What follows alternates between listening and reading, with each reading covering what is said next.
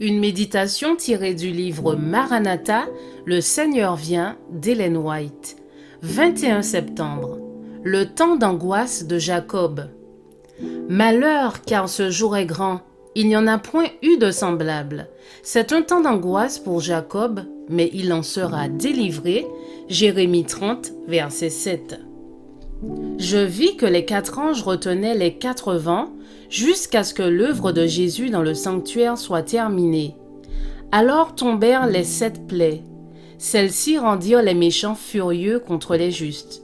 Ils croyaient que nous avions attiré sur eux les jugements de Dieu. S'ils pouvaient, pensaient-ils, débarrasser la terre de gens tels que nous, ces fléaux cesseraient.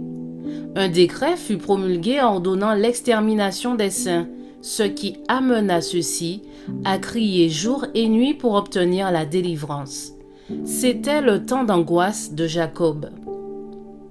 De même que Satan poussa autrefois Ésaü à marcher contre son frère, ainsi pendant le temps de détresse, Satan incitera les méchants à faire périr le peuple de Dieu qu'il accusera comme il accusa Jacob.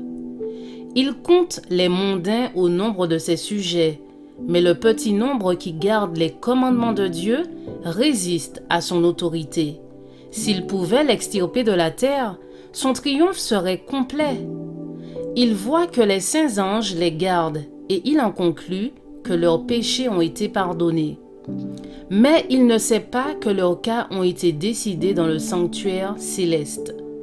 Il a une connaissance exacte des péchés qu'il leur a fait commettre et il les présente devant Dieu sous le jour le plus exagéré, prétendant que ce peuple mérite aussi bien que lui d'être exclu de la faveur de Dieu. Il déclare qu'en justice, le Seigneur ne peut pas pardonner leurs péchés et le détruire lui et ses anges. Il les réclame comme sa proie et demande qu'il lui soit remis afin de les détruire. Tandis que Satan accuse les enfants de Dieu à cause de leurs péchés, le Seigneur lui permet de les tenter à l'extrême. Leur confiance en Dieu, leur foi et leur fermeté sont rigoureusement éprouvées.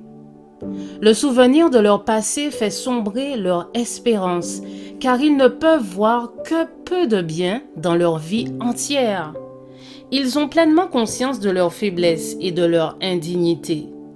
Satan cherche à les terrifier par la pensée que leur cas est désespéré, que les taches de leur souillure ne seront jamais lavées. Il espère détruire ainsi leur foi, les faire céder à ses tentations et les détourner de leur soumission à Dieu. Je vous souhaite une excellente journée, que Dieu vous bénisse et vous fortifie.